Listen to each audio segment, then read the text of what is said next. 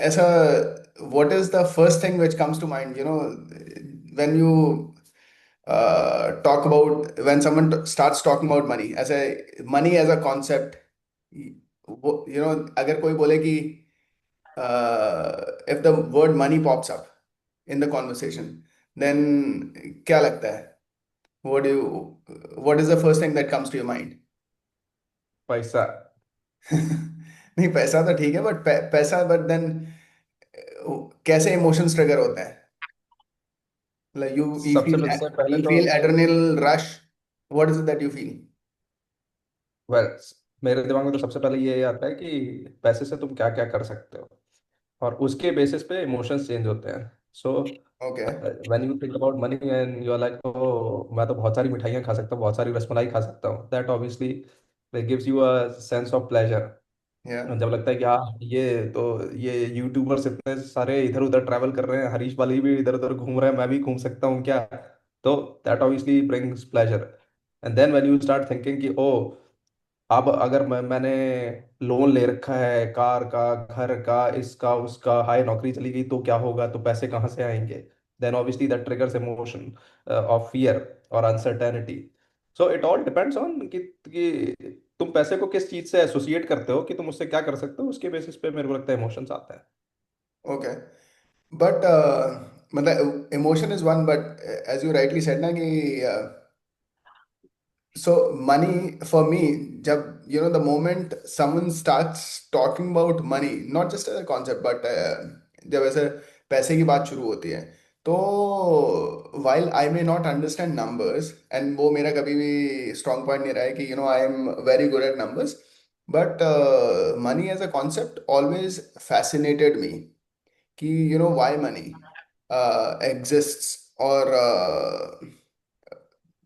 key, when people say, and I tend to get attracted towards articles which talks about numbers. So I think it has to do with how comfortable you become with money, and a lot of it, I think it has to do with how comfortable our families are. Yeah, I think our relationship, our childhood association with money.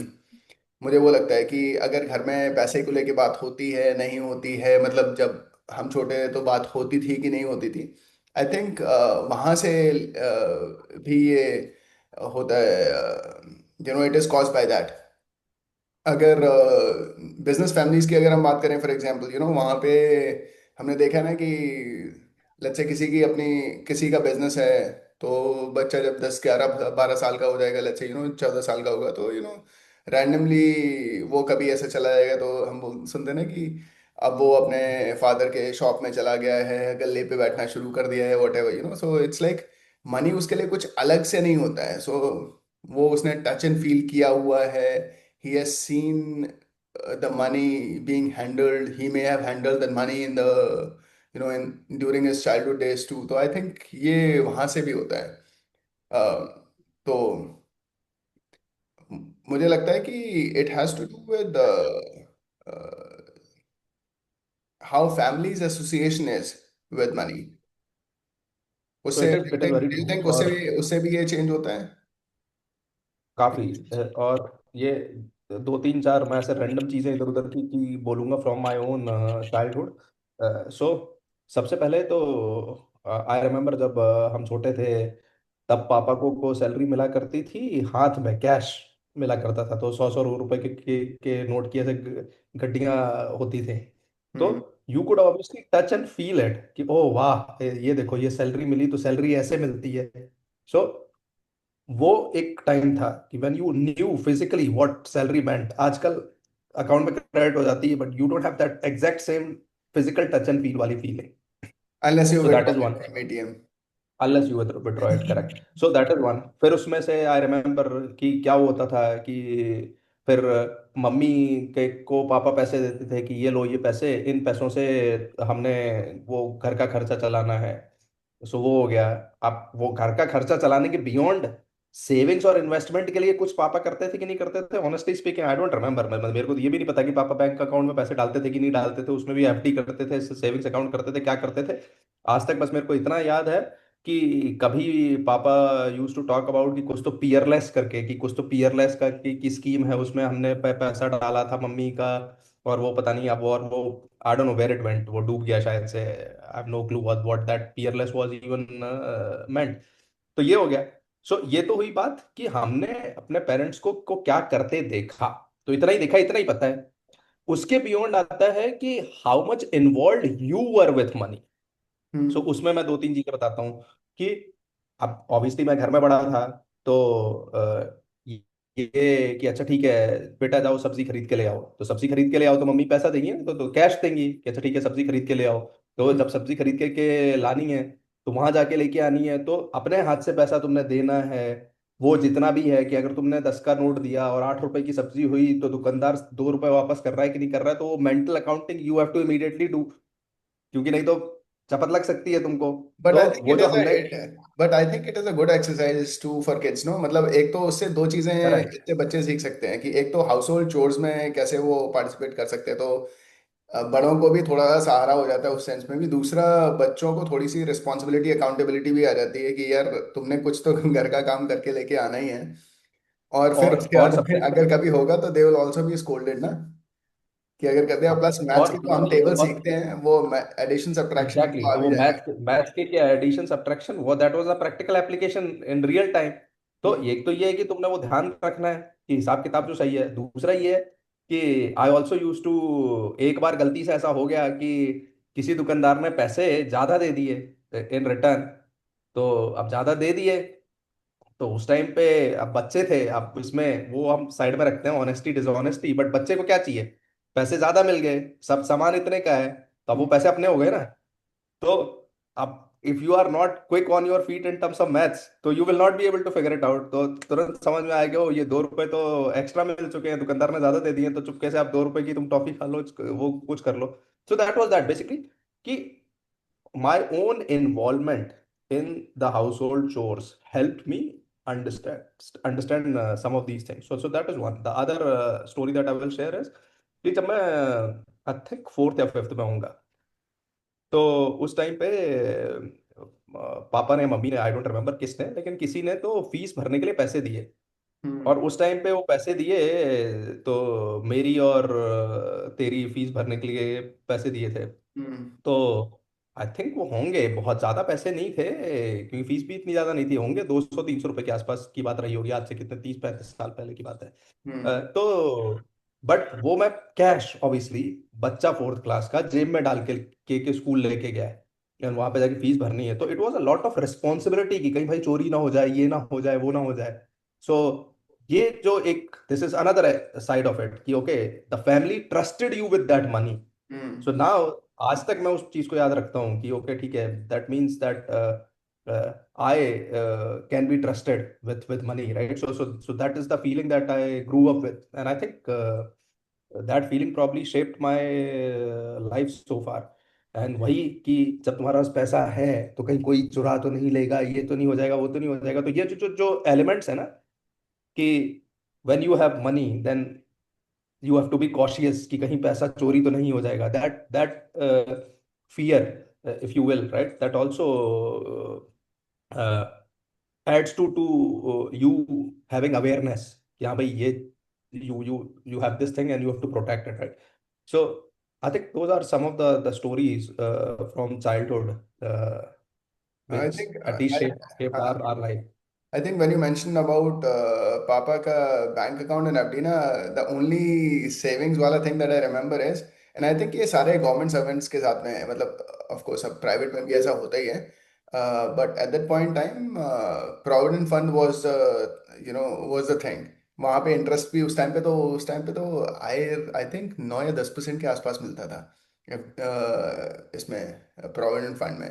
तो जो government by default जो काटेगी फौज वो तो काटेगी, लेकिन जो नहीं भी है तो उसमें आप वॉलंटरी कंट्रीब्यूशन भी कर सकते हो। तो instead of taking all that money cash में लेके आना, उसके बाद में going through the hassle of depositing it and then वहाँ पे एफडी कराओ, पता नहीं कितना इंटरेस्ट होता होगा नहीं होता होगा, एंड टू बी ऑनेस्ट मुझे लगता भी नहीं है कि शायद पापा ने इतना कभी सोचा भी होगा, इतने मैथ्स कैलकुलेशन की यहाँ पे मैं अगर बैंक में एफडी कराऊंगा तो मेरे को 6% मिलेगा, 5% मिलेगा, वर्सेस वहाँ पे प्रोविडेंट फंड में शायद, या हो सकता है इतना तो मतलब नंबर्स तो समझ में आता ही है कि वहाँ पे प्रोविडेंट फंड में 10 11 12% मिल रहा है या वट एवर जितना भी वहाँ पे था उस टाइम पे, तो वहाँ पे ज़्यादा कटवा लेंगे। तो इट इज़ अबाउट, अगर आप लेके ही कम आओगे घर पे तो खर्चा फिर आपको उसी में चलाना है, राइट? अगर आपके पास ज्यादा आ गया तो then you always have, you can always be tempted to tap into that money and spend it. तो वो एक साथ जो करते रहा करता जाएगा प्रोविडेंट फंड, तो वो प्रोविडेंट फंड तो जब आप रिटायर होंगे तभी आपको मिलेगा, उससे पहले तो मिलेगा नहीं करके। तो आई थिंक कहीं ना कहीं it was wise to do that. अब आज की डेट में, और इन द सेम वे अब वो जो उस टाइम पे कॉन्सेप्ट था, अब जैसे रेकरिंग डिपॉजिट का कॉन्सेप्ट आ गया है, आई विश वगैरह या इस तरीके के, जैसे ऐसे ऐसे बैंक का है, तो वो है ना, आपके बैंक अकाउंट में हिट हुआ and there is a separate account, आपको अपने उसमें व्यू में दिखेगा ही नहीं बैंक अकाउंट में, तो जब दिखेगा ही नहीं तो यू वोंट स्पेंड इट। तो आई थिंक वो है कि if you have more money then you may spend more, तो वो एक टेम्पटेशन होती होती है। तो या दैट इज दैट। लेकिन मुझे एक चीज वही लगती है कि व्हाट यू सेड ना कि जो हमने देखा उस टाइम पे ना कि गिविंग फोर्थ क्लास का बच्चा मनी टू डिपॉजिट फीस, और वो भी कैश में, क्योंकि उस टाइम पे ऐसे चेक वेक का तो सिस्टम था नहीं। तो yes that was responsibility, but I think अभी भी पेरेंट्स ये कर सकते हैं, मतलब अब तो खैर चेक्स वगैरह हैं और बहुत सारे डिफरेंट मोड्स हैं, यूपीआई है, बट आई थिंक छोटे से ही ना बच्चों को ऐसा मनी हैंडलिंग और उसको दिखाना है कि just make your kids comfortable with money. अब तो खैर यूपीआई आ गया, तो आप क्विकली स्कैन करो एंड आपको पता भी नहीं चलता है कि कब आपने कितना खर्च कर दिया और नहीं खर्च किया है। तो it has become easier with UPI and all, UPI and credit cards, it has become easier to spend nowadays versus back then. क्योंकि उस टाइम पे तो जितना आपके पास में कैश वही आपका है, नहीं है तो दोबारा आप जाइए बैंक की लाइन में लगिए, तब एटीएम कार्ड वाला तो कॉन्सेप्ट है नहीं, तो आप बैंक की लाइन में लगिए, दोबारा से विड्रॉल कीजिए, फिर पैसे लेके आइए, और अगर आपके पास में नहीं है तो नहीं है, देन जो कुछ भी हो आपको उसी में घर चलाना है करके। तो अब तो ओवरड्राफ्ट लिमिट ले लो, क्रेडिट कार्ड ले लो, ईएमआई पे ले लो, so many financial instruments are there which which focus on increasing consumerism, और कंज्यूमरिज्म के चलते बहुत सारे लोग ये डेट ट्रैप में भी फंस जाते हैं कि जरूर से आज स्पेंड कर लिया। तो आई थिंक वो जो सेइंग है ना कि जितने पाँव हो उतनी, जितनी बड़ी चादर हो उतने ही पैर पसारने चाहिए। तो people who are not able, who can't control their spending, मुझे लगता है कि उनको तो ऐसा क्रेडिट कार्ड्स वगैरह रखना भी नहीं चाहिए, या इस तरीके के फाइनेंशियल इंस्ट्रूमेंट्स में हाथ नहीं डालना चाहिए कि क्रेडिट कार्ड ले लिया, ओडी सो ले लिया। सो ये मेरे को लगता है कि there is a lot of this prescriptive advice कि ये करना चाहिए, वो करना चाहिए, ये नहीं करना चाहिए, वो नहीं करना चाहिए। But in reality, if we reflect back on what we just talked about, which we went through, but I think आपने कभी इस तरीके से बात नहीं करी, इस तरीके से कभी सोचा नहीं, तो as I listen to this, तो मेरे को ये समझ आता है कि like everything else, कि अच्छा तुमको स्कूलों में सब बच्चों को सेम चीज पढ़ाई जाती है, हम्म। but not everybody remembers everything to the same extent. So that is one, कि जब जो पढ़ाई जा रही है उसमें से सबके भी नंबर सेम आते हैं क्या?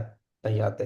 फिर हम्म। then when the kid gets out of school, college हो गया, ये हो गया, वो हो गया, तो does everybody turn out the same even though they went to the same school, same college, right? They hmm. don't.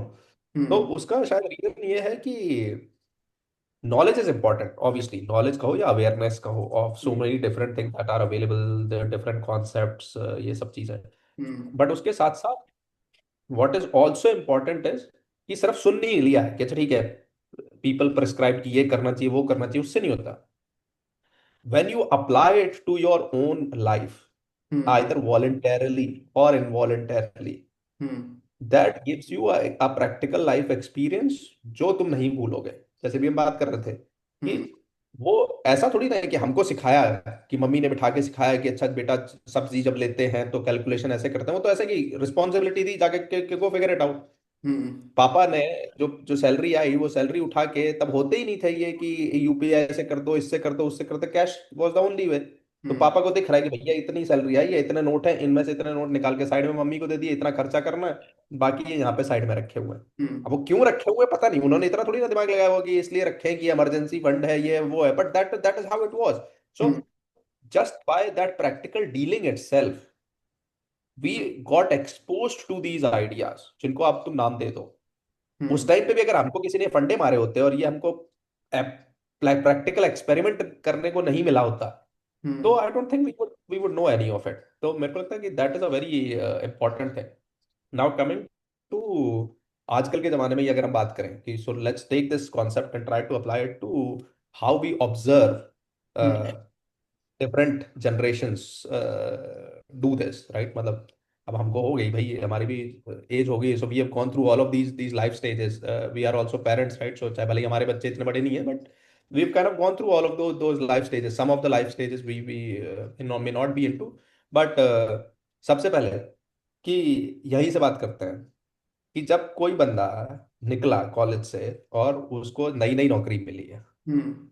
तो how does that person handle that scenario, जहाँ पे अभी भी कॉलेज से निकला है, स्कूल में था, कॉलेज में था, माँ बाप पैसे दे रहे थे, माँ बाप का पैसा इस्तेमाल कर रहा था, सो हैड नो कॉन्सेप्ट कि क्या है क्या नहीं है। बट हाँ, इतना जरूर था कि माँ बाप एक फिक्स्ड ही अमाउंट देंगे ना, चाहे कितना भी दे, हम्म। लेकिन एक फिक्स्ड ही अमाउंट देंगे, तो वो फिक्स्ड अमाउंट में से ही उड़ा देना है, उसमें सेव करने का तो कॉन्सेप्ट था नहीं। सो दैट इज दैट कि फिक्स्ड अमाउंट आता है और हम्म। मेरे को उड़ा देना है, सेविंग्स वाला कोई फंडा नहीं है। That that was basically the thing. And now you move into this world जहाँ पे now you are earning on your own, hmm. Depending on तुम्हारी फैमिली सिचुएशन कैसी है, you may also be expected to contribute back at home, कि घर पे पैसा देना है। हम्म। तो अब सडनली वो जो कोई और देता था, वो ऑब्वियसली कोई और ही दे रहा है, कंपनी दे रही है तुमको, हम्म। बट तुमको जो आता है, तुमको तो आदत ये थी कि सब खत्म कर देना। हम्म। तो अब तुमको सब खत्म कर देना वाली आदत से you have to get out of that somehow if you want to. And हो सकता है कि तुमको पैसा घर पे भी देने की भी एक्सपेक्टेशन हो, तो you will now at least have to have one source and two outflows, at least bare minimum, right. Hmm. तो so that is that, but so I'll pause there and see ki when you got your first job, how was your experience like? Ki when you had to transition from this phase of only getting, if you were getting, and then now you are suddenly get doing job and घर वालों से नहीं मिल रहा, दूसरों से मिल हाँ, रहा है, आई and I how think you मेरे feel? आई थिंक मेरे साथ में थोड़ा डिफरेंट था, बिकॉज नो मैंने कभी घर वालों से लेके I didn't spend it. But now that you said it, तो एक चीज, one thing which comes to mind is, जो usually this is where a lot of people struggle, कि जब जब तक घर वालों से पैसा मिल रहा है ना, तो तब तक तो सेविंग वाला तो कोई कॉन्सेप्ट है नहीं। और उसके बाद में फिर ऐसा होता है कि अब हम जॉब कर रहे हैं तो हमें पैसा मिल रहा है, तो अभी भी हम उस मोड से बाहर नहीं निकल पाते हैं कि सारा स्पेंड ही करना है ना। तो और so they could be two reasons, कि एक तो हमको कभी ये आदत नहीं थी कि सारा स्पेंड नहीं करना है, सेव भी करना है। दूसरा, हमको, क्योंकि एज यू सेड ना कि पेरेंट्स लिमिट वेरी लिमिटेड देते हैं, क्योंकि ऑफ कोर्स पेरेंट्स को बाकी भी देखने हैं, they are other kids too who they have to look after, plus emergency fund create करो और बाकी सारी चीज़ें होती हैं। तो आई थिंक उसमें क्या है कि जिसको कहते हैं ना कि बच्चा बड़ा, अपने को एटलीस्ट उसको लगता है कि वो अभी तक कर्व था, उसकी जो, मान लो, अगर वो हर हफ्ते में एक मूवी देख सकता है या देखने की उसकी चाहत थी, तो अब उसको लेकिन सिर्फ 2 महीने 3 महीने में एक मूवी का ही पैसा बचा पाता था, क्योंकि पॉकेट मनी उतनी ही मिलती थी पेरेंट्स से, वट एवर। तो the moment he starts earning ना, उसको लगता है कि वो अपनी सारी वो इच्छाएं जो अपने कॉलेज डेज में वो करना चाहता था, नहीं कर पा रहा था बिकॉज ऑफ लेस मनी, अब वो ये सब कुछ कर ले। तो शुरुआत के जो कुछ महीने होते हैं, और कई केसेस में तो ऐसा भी होता है कि कुछ साल भी जो होते हैं ना, लोग सिर्फ अपनी वही चीजें पूरी कर रहे होते हैं, कि मूवी भी देख लो, पार्टी भी कर लो, और अच्छे अच्छे ब्रांड्स भी हमको पहनने हैं, ये सब कुछ करना है। वो ये जो सिलसिला चलता है, and no one stops them from saying कि भाई ट्रांजेक्शन हो गया है, now you are not living on pocket money any more, now you are earning. And as you said कि सोसाइटियल वो जो एक नॉर्म भी है ना कि अच्छा जब तक बच्चा पढ़ रहा है तब तक तो कोई एक्सपेक्ट भी नहीं करता, इवन सोसाइटी एक्सपेक्ट नहीं करती है कि आप सेव करोगे, आप जिम्मेदार होगे। But then the moment you complete your graduation ना, इवन सोसाइटी स्टार्ट्स एक्सपेक्टिंग। बाकी सब छोड़ो, आपके अपने दोस्त ही जो है ना, वही शायद वो पीयर प्रेशर भी आना शुरू हो जाता है। अच्छा you know, if you are contributing back home, मतलब शायद पीयर्स तो खैर क्या ही पूछते होंगे, but in general this is how society acts with people who are freshly graduated and who start working। वो एटलीस्ट ये तो एक्सपेक्ट नहीं करते हैं कि अब जब आप कमाने लग गए हो तो आप अभी भी घर से मांगो। और कुछ केसेस में तो ये भी देखा गया है कि लोगों को अपनी सैलरी कम पड़ती है, तो they still go back to their parents saying कि इस महीने मेरा हाथ टाइट, थोड़ा टाइट है, आई नीड हेल्प। तो वो जो एक ट्रांजिशनिंग है ना, वो ट्रांजिशनिंग नहीं हो पाती है। This is so where a lot of people. Now so now let's just continue the life का साइकिल फ्रॉम हियर। तुम नए नए निकले, हमने बात कर ली कि तुमने नए नए अपने कॉलेज वॉलेज से निकले, तुमने कमाना स्टार्ट किया, may be you do that for 2 3 years what ever. And fast forward, तुम्हारी शादी वादी हो गई है, और शादी हो गई है, और अभी 1 से 2 हो गए हो तुम, ठीक है। अब उसमें हम 1 से तुम 3 हो गए, उस पर अपन थोड़ी देर में आते हैं। लेकिन अब तुम 1 से 2 हो गए। So now that you have become a house hold, मियाँ बीवी तो हो ही गए हो, तो फिर चाहे वो लड़के की हम बात करें या लड़की की बात करें, same concept let's say. But अब जब तुम ये हो गए हो कि now you are a household, then the mindset shifts. सबका सेम तरीके से शिफ्ट होता है कि नहीं होता है, बट एटलीस्ट एक ट्रांजिशन तो आता ही है कि यार अब ना, अब हम लोग 2 लोग हैं। अब उसमें भी हम, let's quickly bucket 2 separate situations.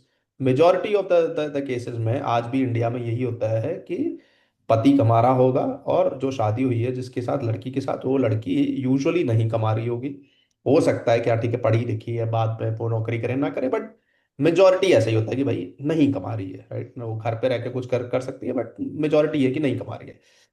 So that is one situation. तो ऐसा है कि इनकम तो एक ही है बंदे की इनकम शादी से पहले जो थी। अब बीवी भी है तो एटलीस्ट 2 लोग तो हैं जिनकी देखभाल की रिस्पॉन्सिबिलिटी उसके ऊपर है। अब पहले ऐसा है कि हाँ ठीक है, वो इधर उधर घूम रहा था, ऐश कर रहा था, खाना ढंग से नहीं खा रहा था, जंक खा रहा था, ऑफिस में खा ले रहा था, अगर मिलता था तो ऑफिस में खाना। अब that all those things will have to shift. पहले अकेला ठीक है, बैचलर्स की तरह रह रहा है रूममेट्स के साथ, अब अकेला रहने की जगह पे एटलीस्ट कुछ नहीं तो 1 BHK तो लेगा ही, रेंट पे ही चाहिए कि मियाँ बीबी भी साथ में रहेंगे। तो a lot of responsibilities automatically shift because of the life transition. Hmm. कुछ खर्चे बढ़ जाएंगे, कुछ कम हो जाएंगे। जैसे मान लो कि अगर ठीक है, पहले तुम बैचलर थे, खूब बाहर हर दिन खाना खा रहे हो, पार्टी कर रहे हो, दारू पी रहे हो, ये कर रहे हो वो कर रहे हो, होपफुली शादी होने के बाद वो खर्चे कम हो जाए। हम्म। कुछ खर्चे बढ़ेंगे, जैसे कि एज आई सेड, अगर पहले अकेला रह रहा था तो रूममेट्स के साथ रह रहा था, शेयर्ड था, अब खर्चा रेंट का ही बढ़ गया।